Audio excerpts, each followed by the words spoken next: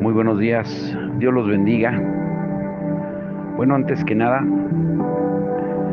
ah, de comenzar el devocional, todos tenemos que entender una cosa, de que tenemos un Dios que se exalta a sí mismo.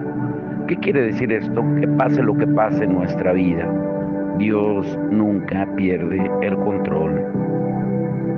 Cuando los cristianos nos reunimos en la iglesia, somos entregados seguidores de un Dios que está centrado en sí mismo. Somos seguidores abnegados en el sentido de que hemos muerto a nosotros mismos. Hemos perdido el derecho de decidir la dirección que debe de llevar nuestra vida.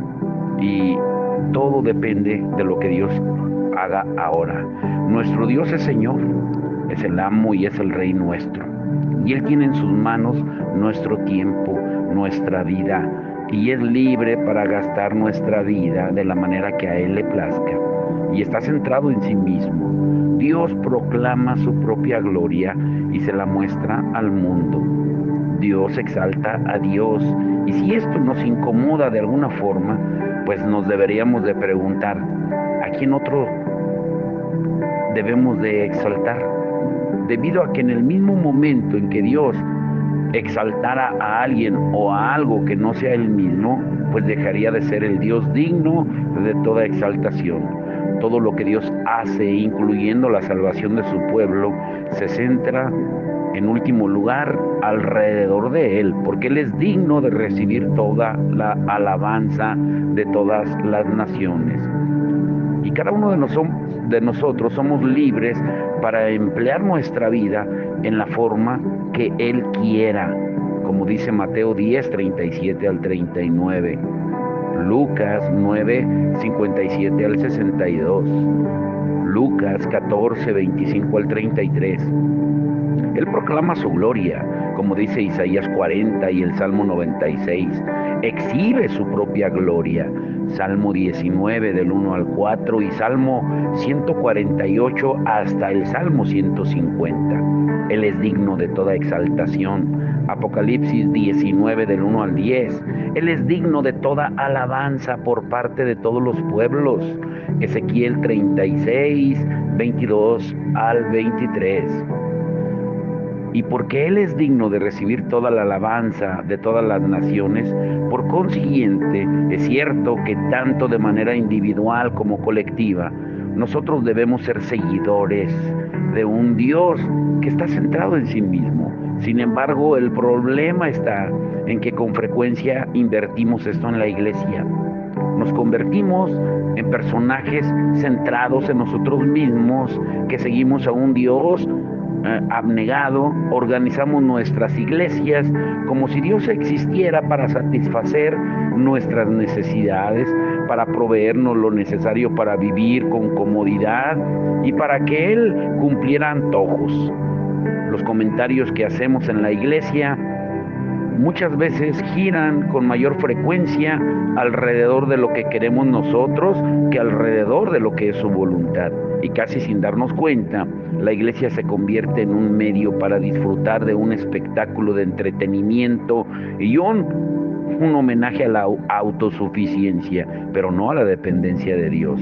En cambio, algo maravilloso sucede cuando nosotros aplicamos una obediencia radical a Cristo, a las prácticas regulares de la iglesia. Y de pronto nos encontramos insertados en una comunidad que encuentra un placer profundo y permanente en negarse a sí misma para depender de Dios. Escuchen muy bien esto. Ahora, unos pastores a los que respeto mucho, ellos hace años, unos pocos años, 2 años, si no recuerdo, más o menos, ellos decían: decide el tamaño que quieras que tenga tu iglesia y lánzate a lograrlo. Tanto si se trata de 5,000 o como de 10,000 o de 20,000 miembros. Visualiza lo que será tu iglesia o sus diferentes niveles dentro de 5, 10 o 20 años y comienza a trabajar hacia el logro de esa meta. Sueña sobre la forma en que tus cultos de adoración se pueden volver en cultos muy innovadores. Y todo esto sonaba muy interesante. Así que, en contraste, yo les decía, es verdad lo que dice Proverbios 29:18, que cuando no hay visión el pueblo se desenfrena. Y al principio todo lo que ellos decían parecía tener sentido. Sin embargo, con el tiempo comencé, les abro mi corazón, a sentir náuseas por todo lo que se hablaba sobre sus visiones. Y por supuesto es importante fijarse en metas y alcanzarlas. Pero, ¿qué se suponía en realidad que debería poner la vista en el empeño de reunir un grupo más grande en un ambiente agradable, donde la gente pudiera escuchar una música que les gustara, ver unos gráficos o tener PowerPoint, una pantalla, y después que escucharan la predicación en vivo o a través de un video o tal vez hasta un holograma para tener una visión innovadora? Si esta tenía que ser la visión que guiara mi vida y el ministerio, pues decidí que en ese caso me desenfrenaría. ¿Cuál es nuestra visión? ¿Qué queremos ver? ¿Dónde queremos fijar nuestra atención en los días futuros? ¿Hacia qué cosa queremos trabajar con todo el corazón? La única visión posible para la Iglesia de Jesucristo consiste en dar a conocer la gloria de Dios en todas las naciones, en todo lugar donde vayamos, en todas las comunidades. Ese futuro o punto de destino visual es el que nos debe mover, porque es lo que mueve a Dios, mucho más que querer cosas para la iglesia, multitudes en la iglesia o actividades en la iglesia. Queremos conocer, amar, honrar y alabar a Dios, y queremos que todo el mundo haga lo mismo. Queremos ver que Dios sea glorificado por los seres humanos en el mundo entero, porque eso es lo que Él quiere que suceda. La visión lo afecta todo. Eso es lo que hacen las visiones. Si el enfoque de la iglesia se centra en tener una gran cantidad de personas reunidas en un gran lugar donde la gente pueda acudir para sentirse bienvenida y cómoda y bien recibida, tú y yo planificaremos de acuerdo entonces a esa visión. Pero para nosotros será prioridad que la iglesia tenga unas hermosas dependencias a las cuales lleguen las personas en sus carros y encuentren un lugar donde estacionarse. Les daremos café con leche cuando entren por la puerta y después les vamos a proporcionar lo último en espectáculos y entretenimiento para sus hijos, mientras les vamos a regalar con una gran actuación algo que los haga sentir bien cuando se vayan en su carro a la hora de vida y sin alargar el servicio. Las variaciones de esta visión elaboradas para el consumidor cristiano se han multiplicado hoy tristemente a lo largo y ancho del panorama de nuestra visión y funcionan bien. Las multitudes llegan y la visión se convierte en realidad. Ahora quiero preguntarte, ¿qué sucede cuando cambia nuestra visión? ¿Qué sucede cuando nuestra meta primordial no consiste en hacer que la multitud se sienta cómoda, sino exaltar a Dios en toda su gloria? Y de pronto nuestras prioridades comienzan a cambiar. Más que desear que la gente se sienta impresionada por las cosas que podemos fabricar, tú y yo queremos que se sorprenda por el Dios al que no pueden medir. Más que deslumbrarlos con nuestras producciones, queremos dirigirlos a alabarle a Él, y lo último que queremos hacer es producir unas personas que adoren a Dios de una manera despreocupada mientras disfrutan de su café con leche. En su lugar deseamos producir un pueblo que se sienta tan admirado, tan cautivado, tan fascinado por la gloria de Dios, que se pierda con gusto su café con leche y hasta su vida para dar a conocer su grandeza en el mundo. Entonces, tal vez te estás preguntando, bueno, ¿qué tanta repetición? ¿Qué tiene de malo el café con leche? Quizás pregunte a alguien, ¿acaso no es bueno atender de una manera creativa a las personas que no conocen a Dios, atenderlos? ¿Acaso no queremos ser sensibles ante los que están buscando a Dios? Bueno, estas son buenas preguntas.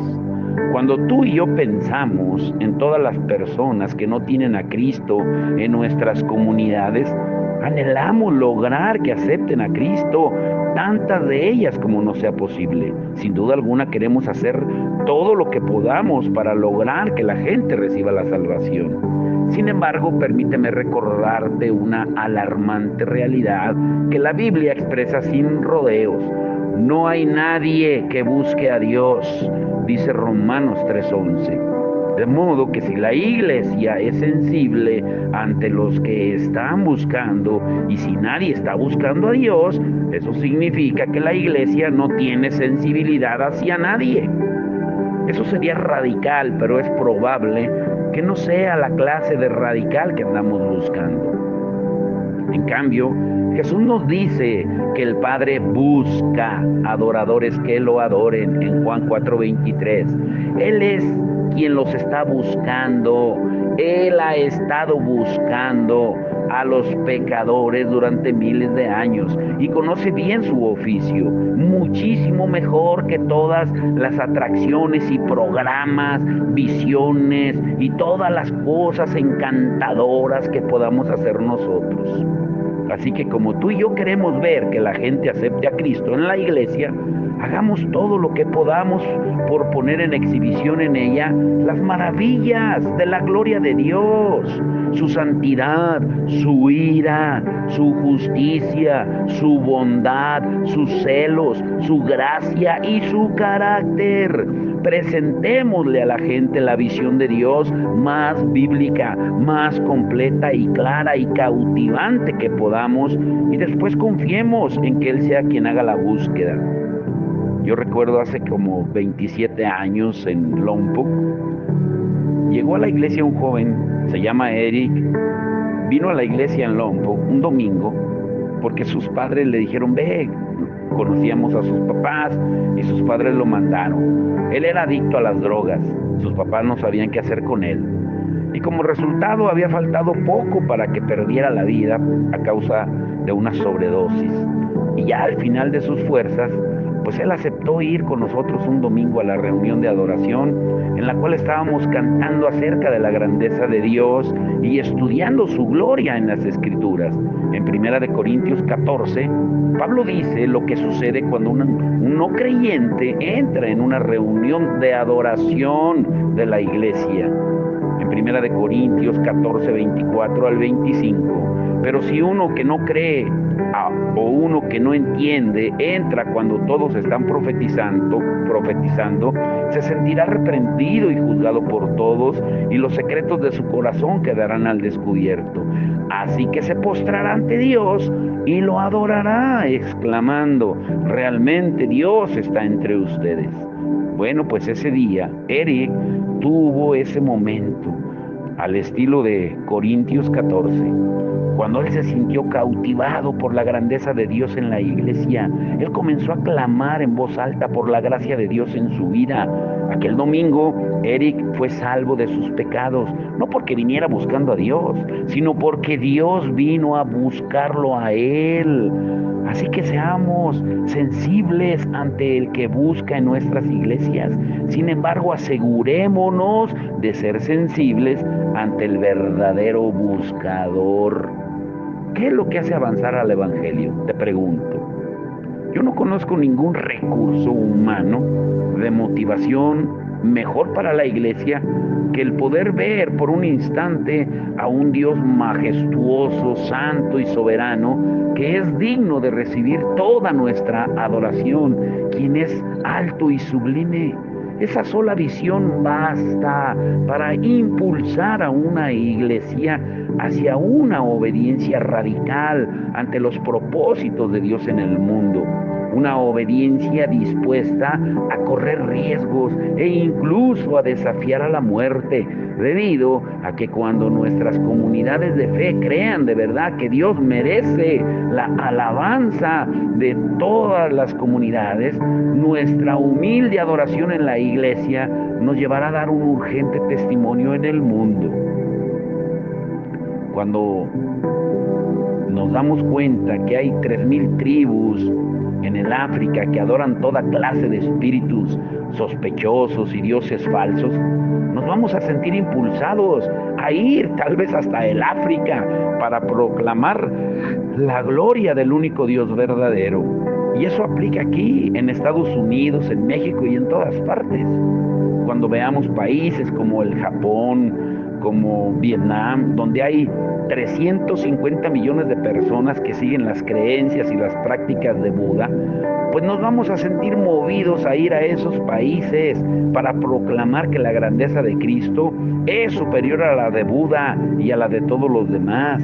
Cuando veamos gente en la India, en Nepal, Bangladesh, Sri Lanka, adorando literalmente millones de dioses en el nombre del hinduismo, pues iremos a esos países para decirle a la gente que hay un solo Dios que está por encima de todos sus dioses. Cuando veamos más de 1,000 millones de personas en ambientes comunistas de todo el mundo que tienen un punto de vista ateo de Dios, nos sentiremos llamados a ir a Cuba o hasta Corea del Norte, los que viven en Estados Unidos que pueden hacerlo, para decirle a la gente que Dios sí existe y que es digno de recibir su alabanza. Y cuando veamos más de 1,000 millones de musulmanes en algunos de los lugares del mundo donde la vida es más difícil para los cristianos, vamos a sacrificar nuestra vida de ser necesario para ir a ellos, porque queremos la gloria de Dios en todas las naciones, más que nuestra propia seguridad en este mundo. Tenemos que ponernos en la brecha. Hay unas historias fascinantes que podemos ver a través de la historia. Yo estoy pensando, por ejemplo, de lo que he estudiado y leído, en las iglesias de los hermanos moravos en Alemania a principios del siglo XVIII, antes que un predicador llamado William Carey zarpara rumbo a la India o que Hudson Taylor desembarcara en la China. Esos hermanos fueron los verdaderos pioneros de la participación del Occidente en los propósitos globales de Dios y pagaron el precio. 2 creyentes moravos decidieron venderse como esclavos con el fin de alcanzar a los esclavos del Caribe con el Evangelio. Cuando el barco zarpó rumbo a ese lugar, se escuchó clamar a estos hermanos a todo pulmón: digno es el Cordero de recibir la recompensa de sus sufrimientos. Fue la dignidad de Cristo la que impulsó a estos hermanos a perder su vida para dar testimonio en el mundo. ¿Y qué pasó con Hudson Taylor? Quien creyó que Dios lo estaba guiando a gastar su vida extendiendo el Evangelio entre una gente que nunca lo había escuchado. Conoció a Ana, la que sería su esposa, y se enamoró de ella, pero necesitó pedirle al padre de ella su autorización para casarse. Y miren, escuchen, se los voy a leer literal, la carta que le escribió. Ahora le tengo que pedir si puedo o puede consentir en dejar marchar a su hija a principios de la próxima primavera para no volverla a ver más en este mundo. Le está escribiendo al papá de la novia. Si puede consentir en que ella se marche y se someta a las privaciones y los sufrimientos de una vida misionera, si puede consentir en que se exponga a los peligros del océano, a la influencia fatal del clima en el sur de la India, a toda clase de necesidades y dificultades, a la degradación, a los insultos, a la persecución y tal vez una muerte violenta. ¿Puede usted consentir en todo esto en nombre de aquel que dejó su hogar celestial para morir por ella y por usted, por las almas inmortales en peligro de perecer, por Sión y por la gloria de Dios? ¿Puede usted consentir en todo esto en la esperanza de reunirse pronto con su hija en el mundo de la gloria, con la corona de justicia resplandeciente, con las aclamaciones de alabanza que recibirá su Salvador de los paganos salvados por medio de ella, del sufrimiento y la desesperación eternos? ¡Qué carta! Pero la aspiración que impulsaba a Hudson Taylor a hacer esta petición ante su posible suegro era la posibilidad de que Dios fuera glorificado en otras naciones, y su suegro estuvo de acuerdo, y al final todo lo que le escribió le costó la vida a su hija. Durante 38 años en el extranjero, este predicador perdió 2 esposas y 7 hijos que murieron a corta edad. Sin embargo, hoy en día hay cerca de 4,000 iglesias con más de 500,000 de seguidores de Cristo en el corazón de la nación budista de Birmania o de Myanmar. ¿Por qué? Porque Hudson Taylor y Ana, su esposa, creyeron que la adoración a Dios valía más que sus vidas, y es inevitable que las iglesias que siembran esa clase de pasión en la adoración envíen al mundo esa clase de personas. Yo pienso en los hombres y las mujeres a los que pastoreo hoy en día en la iglesia de Creo en Ti, cómo Dios los está impulsando a hacer lo que hacen. Tenemos que tener una dependencia constante de Dios, liberar al pueblo de Dios para realizar los propósitos de Él en el mundo. Exige que nos dediquemos a una oración incansable en la iglesia. ¿Por qué?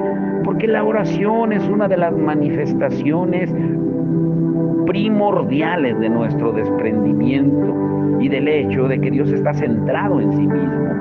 En nuestra abnegación, el negarnos a nosotros, tú y yo comprendemos que es imposible que logremos llevar a cabo sus propósitos con nuestras propias fuerzas.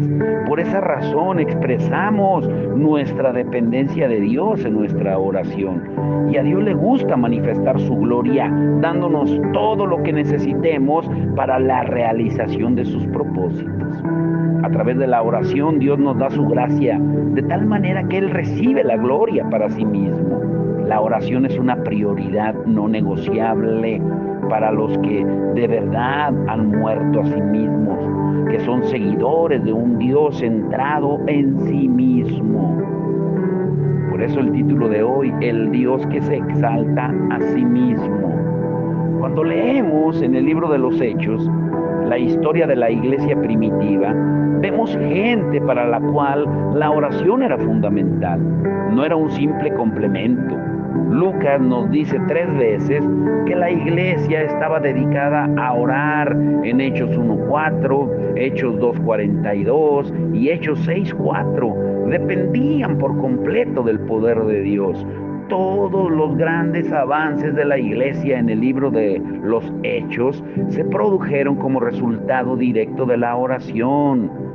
Necesitamos entender eso. Necesitamos entender que Dios se mueve cuando nosotros nos movemos.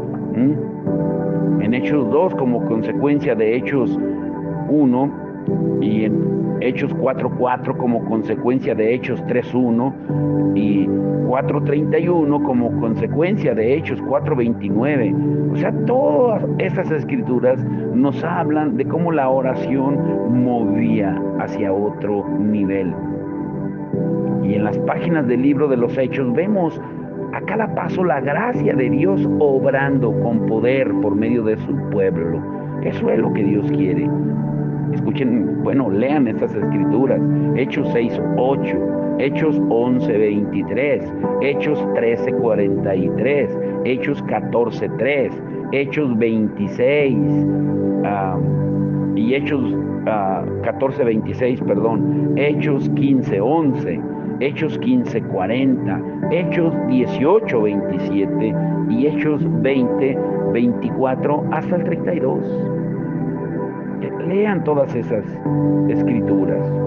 Todos los avances del mensaje del Evangelio no se produjeron sobre la base de ideas humanas, de programas humanos, de ministerios humanos, sino sobre la base de visitaciones divinas. Estos creyentes sabían que la oración era necesaria para realizar los propósitos de Dios en el mundo. Hoy en día escuchamos hablar de todo, ministerio de niños, de jóvenes, de damas, de esto, de aquello, de aquello. Pero ¿qué tal la oración? La realidad es que por nuestra cuenta podemos llevar adelante una religión centrada en el ser humano y monótona. En cambio, si queremos hacer discípulos en todas las naciones, necesitaremos orar, debido a que cuando sacrificamos todo lo que somos y nos vamos hacia el frente de batalla, todo lo que tenemos por las almas de millones de personas que nos rodean y miles de millones de personas del mundo entero que tienen un conocimiento muy limitado o nulo de Jesús, entonces nos vemos forzados a orar. Es cuando aprendemos el valor de la oración. Aprendamos todo eso. Necesitamos aprenderlo. Ahora, yo estoy convencido de que esta es la forma en que Dios quiere que se viva la vida cristiana y que se guíe a nuestras iglesias. Pero seamos sinceros, mientras la iglesia consiste en unas rutinas normales y el cristianismo consista en una consagración solo de palabra, con poco riesgo, poco sacrificio y poca entrega, podremos hacer las cosas por nuestra propia cuenta. Pero, ¿qué sucede cuando nos entregamos a algo que es muchísimo más grande que cuanto podríamos lograr por nosotros mismos? ¿Qué sucede cuando nos atrevemos a creer que Dios anhela usar todas nuestras vidas y todas nuestras iglesias para producir el avance de su reino hasta lo último de la tierra? Sucede que nos encontraremos dependiendo verdaderamente de su poder y desesperados por recibir su gracia en cada lugar que vayamos, en cada momento, mientras nos entregamos por completo a sus propósitos. Hay una escritura hermosa, escúchenla, en Isaías 62, 6 al 7. Jerusalén, sobre tus muros he puesto centinelas que nunca callarán, ni de día ni de noche. Ustedes, los que invocan al Señor, no se den descanso, ni tampoco lo dejen descansar, hasta que establezca a Jerusalén y la convierta en alabanza de la tierra. Me gusta una frase que dice aquí: ni tampoco lo dejen descansar. Yo quiero ser parte de un pueblo que no le esté dando descanso a Dios de nuestras oraciones y lo busquemos a Él. Yo quiero ser parte de un pueblo que esté clamando al Señor día y noche, negándose a dejar a Dios solo porque tenemos hambre por la palabra de Dios en nuestra vida, el poder de Dios en su iglesia y la gloria de Dios en todas las naciones. No quiero dejar descansar a Dios hasta que experimentemos el poder y la presencia de Dios que vemos cuando leemos el libro de los Hechos, donde un hombre predica y más de 3,000 personas se conmueven de manera profunda y se salvan. El Señor está añadiendo cada día a la iglesia los que se salvan, donde el cojo está caminando, el ciego ve, donde miles vienen a Cristo a un gran costo, pero no pueden impedirles que proclamen el Evangelio. Dios está recibiendo personas y poniéndolas en lugares lejanos a fin de hablarle a la gente que se pregunta acerca de Jesús. El número de discípulos está creciendo con rapidez y el Evangelio se propaga con poder. Yo quiero ser parte de un movimiento de Dios como ese. ¿Y tú? ¿Y tú qué de ti? Queremos ver tú y yo cómo llueve el poder de Dios sobre la iglesia de maneras inexplicables. Queremos tú y yo ver cómo se restaura la justicia de Dios en la iglesia, de tal manera que dejemos de hacer caso omiso de la pobreza, las enfermedades, el hambre, las dolencias que tanto abundan a nuestro alrededor. Queremos ver tú y yo cómo el amor de Dios rescata pecadores de todas las situaciones de la vida y redime a sus hijos de toda nación, tribu, lengua y pueblo. Pues entonces no descansemos de alabar, de adorar y confesar a Dios y de interceder ante Él, y veremos cómo Él desata a su pueblo en su iglesia para realizar sus propósitos en el mundo. Debemos ser seguidores que se niegan a sí mismos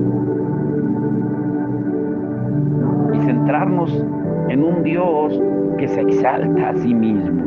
Nosotros existimos para la gloria de Dios y Dios también existe para la gloria de Dios. La clave definitiva para unirnos en una obediencia radical a Cristo se encuentra en fomentar un concepto humilde acerca de nosotros mismos y un alto concepto de Dios en la iglesia, porque cuando nos movemos como unos hijos de Dios dependientes por completo y desesperados por entero, que vivimos de manera exclusiva para Él, es cuando nos entregamos a Él en un abandono total para cumplir sus grandes propósitos en el mundo, la proclamación de su evangelio y la manifestación de su gloria ante todas las naciones de la tierra. Esta escritura, escúchenlo bien, el Dios Todopoderoso es precisamente poderoso porque es todopoderoso. No necesita que lo sostengan. La imagen de un Dios nervioso y deseoso de congraciarse, que se arrastra ante los hombres para ganar su favor, no tiene nada de agradable. Con todo, si nos fijamos en el concepto popular de Dios, eso es lo que veremos, porque el cristiano del siglo XXI en el que vivimos ha convertido a Dios como si fuera un pordiosero. Tenemos un concepto tan alto de nosotros mismos que encontramos muy fácil, por no decir disfrutable, creer que le somos necesarios a Dios. Es probable que el pensamiento más difícil de todos los que puede imaginar nuestro egoísmo natural sea el de que Dios no necesita de nuestra ayuda. Nosotros lo solemos representar como un padre muy ocupado, ansioso y algo frustrado, siempre deprisa, tratando de llevar a cabo su benevolente plan de traer la paz y la salvación del mundo. Hay demasiadas exhortaciones misioneras que se basan en esta frustración imaginaria de Dios Todopoderoso. Un predicador eficiente puede mover con facilidad a compasión a los oyentes, no solo por los paganos, sino también por el Dios que ha tratado tanto y por tanto tiempo de salvarlos y no ha podido por falta de apoyo. Y yo me temo que miles de jóvenes no entren al ministerio cristiano por un motivo más alto que ayudar a librar a Dios de la vergonzosa situación en que lo ha metido su amor y de la cual sus limitadas capacidades parecen incapaces de sacarlo. Y añadámosle a esto un cierto grado de idealismo y una buena cantidad de compasión por los menos privilegiados, y tendremos la verdadera motivación que mueve gran parte de la actividad cristiana de hoy. La única manera en que mi orgulloso corazón habría podido oír con más claridad un mensaje de Dios habría sido que Él me hablara con voz audible. Humillado por la realidad de un Dios autosuficiente que existe en sí mismo y se sostiene a sí mismo, he comprendido que Dios no me necesita. Dios no necesita a mi iglesia. Dios no te necesita a ti. Dios no necesita a tu iglesia. Dios no necesita nuestras conferencias, nuestras convenciones, nuestros planes, nuestros programas, presupuestos y agencias misioneras y todos los cantidad de ministerios que existen en la iglesia. Lo cierto es que tú y yo, tu iglesia, mi iglesia, todas las estructuras que hemos levantado y todas las cosas que hemos creado, se podrían convertir en polvo y Dios seguiría teniendo aún un gran nombre para sí mismo en medio de las naciones. Dios no nos involucra en sus grandiosos propósitos globales porque nos necesite, nos involucra en ellos porque nos ama. Ay, esto es hermoso. En estos días vas a entender más acerca del amor de Dios. Así que estamos con el Evangelio de Dios en el corazón, con ese don de Dios conocido como iglesia y con una grandiosa y misericordiosa invitación de Dios para cerrar filas entre nosotros en la apasionada extensión de su gloria hasta lo último de la tierra. Levantémonos juntos como seguidores de un Dios centrado en sí mismo y vivamos y muramos como quienes creemos que nuestro premio más elevado será el que se le alabe, se le adore en toda la tierra. Ay, Señor, que podamos entender de verdad ese mensaje de amor de nuestro Señor y Salvador Jesucristo. ¿Y por qué queríamos vivir la vida cristiana separados de la iglesia? Es cierto, las iglesias no son perfectas y tienen todo tipo de problemas, pero ¿acaso no es así justamente porque nosotros estamos en ella? Si encuentras una iglesia perfecta y te unes a ella, ten por seguro que entonces dejará de ser perfecta. Si tú afirmas que eres un seguidor de Cristo, pues te invito a reflexionar sobre tu compromiso que tienes hoy en día con la iglesia donde dices que te congregas. ¿Compartes tu vida con otros creyentes a la manera del Nuevo Testamento, congregándote, amándose unos a otros, sirviéndose unos a otros, cuidándose unos de otros, ocupándose unos de otros hasta el punto de disciplinarse y restaurarse unos a otros cuando fuera necesario? ¿Estás sirviendo a Cristo bajo el liderazgo de pastores íntegros y dedicados que enseñan la palabra de Dios, no sus ideas, y que son un fiel ejemplo del carácter de Dios? Yo muchas veces me siento, ay Señor, sobrecogido y hago estas preguntas con humildad, porque como pastor siento el peso del plan de Cristo para su iglesia. A medida que hombres y mujeres mueren a sí mismos y viven en Cristo, Dios los reúne como hermanos y hermanas en una familia de fe. Y esa comunidad de cristianos adora junta regularmente, se sirven entre ellos desinteresadamente, se cuidan unos a otros amorosamente, dan unos a otros generosamente y se preocupan unos por otros compasivamente. En esa comunidad vivimos para vernos unos a otros, permanecer firmes en el Señor. Y además, al poner nuestra vida a disposición de los otros en la iglesia, expresamos el amor de Cristo ante la gente del mundo. Jesús le dijo a sus discípulos en Juan 13, 34 al 35, les doy un nuevo mandamiento, ámense unos a otros, tal como yo los he amado. Ustedes deben amarse unos a otros. El amor que tengan unos por otros será la prueba ante el mundo de que son mis discípulos. Dios ha dicho que el mundo reconocerá a los discípulos de Jesús por el singular amor que se muestran entre sí. Cuando Jesús oró por sus discípulos antes de ir a la cruz, Él le dijo al Padre en Juan 17, 21, te pido que todos sean uno, así como tú y yo somos uno. Es decir, como tú estás en mí, Padre, y yo estoy en ti, y que ellos estén en nosotros, para que el mundo crea que tú me enviaste. Según las Escrituras, cuando la gente del mundo vea la vida de Cristo en la iglesia, creerán en el amor de Dios por el mundo. Esta es una nueva razón por la que todo seguidor de Jesús debe estar comprometido con la iglesia para que el mundo conozca la gloria de Dios y hasta más allá del mundo. En el libro de Efesios, que se centra marcadamente en la unidad de la iglesia, Pablo ora para que la sabiduría de Dios en toda su diversidad se dé a conocer ahora por medio de la iglesia a los poderes y autoridades en las regiones celestes, en Efesios 3:10. El designio de Dios es mostrar la grandeza de su carácter a los ángeles y a los demonios por igual, mediante lo que se ve en la iglesia.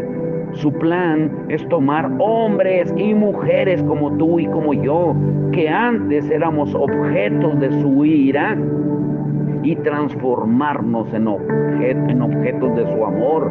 Dios nos trae a la vida, perdona nuestros pecados, nos llena con su espíritu y nos levanta para reinar con Cristo en una declaración eterna ante las huestes del cielo y los demonios del infierno, del que Él es omnisciente. Es todo amor omnipotente y digno de toda alabanza de todas las personas en todos los tiempos. Quiero terminar diciéndote esto. Esta es la razón por la que todo seguidor de Cristo debe ser miembro de una iglesia. Porque todo discípulo de Jesús desea la gloria de Dios. Quizás se sienta tentado a pensar o te sientas tentado a pensar, bueno, ¿acaso no puedo vivir para la gloria de Dios por mi propia cuenta? Hay un sentido en el que estamos hechos para expresar la gloria de Dios en todo lo que hacemos. Sin embargo, el mensaje de la palabra de Dios es que la gloria de Dios se expresa en toda su majestad, no a través tuyo ni mío individual, sino a través de nosotros, del cuerpo. Dios levanta a la iglesia y le dice a toda la creación en los cielos, en la tierra y debajo de la tierra: esta es mi novia, que un día será mi esposa, y el cuerpo de mi hijo, comprados y pagados con su sangre, para ser mi pueblo, para recibir mi poder, para disfrutar de mi presencia y declarar mi alabanza por la eternidad. Ser parte de la iglesia es un privilegio. Venir a Cristo es convertirse en miembro de su comunidad. Es bíblica, espiritual y prácticamente imposible ser discípulo de Cristo, y mucho menos hacer discípulos de Cristo fuera de una dedicación total a la familia de cristianos. Porque cuando los cristianos entrelazan sus manos y sus vidas entre sí, en la iglesia local, nada puede detener la extensión global del Evangelio de Dios hasta los confines de la tierra. Porque recuerda una cosa: adoramos a un Dios que se exalta a sí mismo. Ay, Señor, vamos a orar. Padre, en el nombre de Jesús, que podamos entender esto, Señor. Que podamos entender que tú eres un Dios que se exalta a sí mismo. Que solamente por tu amor existimos, porque tú no nos necesitas, Señor. Tú tienes millones y millones y millones de ángeles que te adoran. Pero tú anhelas, Señor, tener adoradores en espíritu y en verdad. Por eso tu palabra dice que tú los buscas. Adoradores en espíritu y en verdad. Tú te exaltas a ti mismo, Señor. Señor, tú eres un Dios omnisciente, omnipresente. Tú eres un Dios que exalta a Dios. Señor, gracias por el ejemplo de sumisión que podemos ver cuando el Padre te envió y tú te sujetaste al Padre y tú enviaste al Espíritu Santo.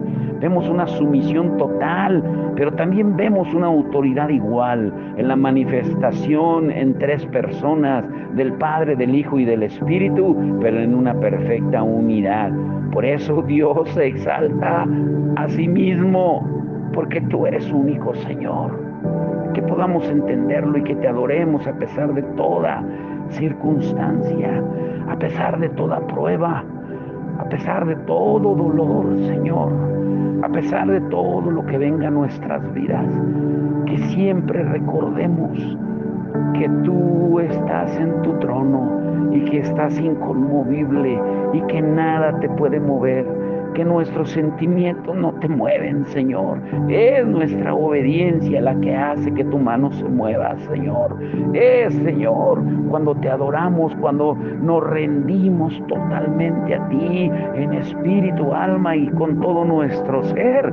Y cuando cumplimos lo que Jesús dijo que era el mandamiento, el más grande y el mayor de todos: amarte a ti con todas nuestras fuerzas, con toda nuestra mente, todo nuestro corazón, todo nuestro ser. Y el segundo es similar al primero: amar al prójimo. Y en eso se resume toda la ley. Que podamos ser verdaderos adoradores que te adoran y verdaderos servidores que sirven al prójimo. Por eso, cuando fuiste tentado por Satanás en el desierto, en Mateo 4:10, Señor, tu palabra dice que tú le dijiste a Satanás claramente, enfáticamente y poderosamente unas palabras que tienen que estar grabadas en nuestro corazón: al Señor tu Dios adorarás y solo a Él servirás. Que podamos ponerlo por práctica y en obras, Señor, y darnos cuenta que no podemos servir si primero no adoramos. Ese es el orden que tú has establecido: al Señor tu Dios adorarás y solo a Él servirás, porque tenemos un Dios que se exalta a sí mismo, un Dios que exalta a Dios. Te damos la gloria y la honra en el nombre de Jesús. Amén y amén.